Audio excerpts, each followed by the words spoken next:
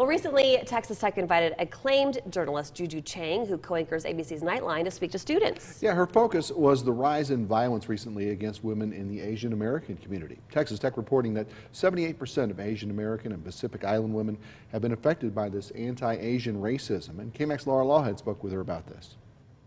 It's really hard when you see someone who looks like your auntie, or someone in your family being attacked for no good reason. That's Emmy Award-winning journalist Juju Chang on what it's like reporting on violence against Asian American women. Hello and thanks. Later tonight on Nightline. In honor of Women's History Month, Texas Tech's Honors College and Humanities Center invited her to come to campus to speak to students.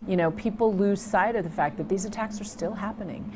In New York City, just over the weekend, there was a man who attacked 7 different Asian women in the course of 2 hours. And you have to ask yourself, why? Those attacks come after 2 brutal killings of Asian American women in New York City. In February, 35-year-old Christina Lee was stabbed 40 times in her bathroom by a man who followed her home. In January, 40-year-old Michelle Go was pushed in front of a subway by a stranger. Hate crimes against people of Asian descent rose by a staggering 76% in 2020 during the pandemic, according to FBI data. Even if it's somebody who's having a mental health break, what are the messages that they're getting that makes them spew hate against Asian Americans? Chang says it's critical to keep these stories in the news so the crimes don't slip through the cracks. But Chang also revealed to students she's experienced some anti-Asian sentiment herself. I had somebody, as I was driving down the street, I rolled down the window and I made a funny turn, and somebody yelled at me and then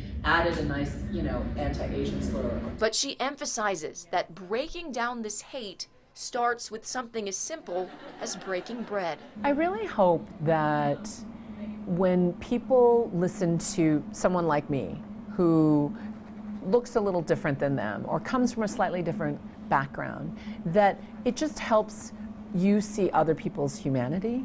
That at the end of the day, as long as we see each other as people and not as labels or as silos, then that creates understanding. I think we can all be allies. Laughead, KAMC News.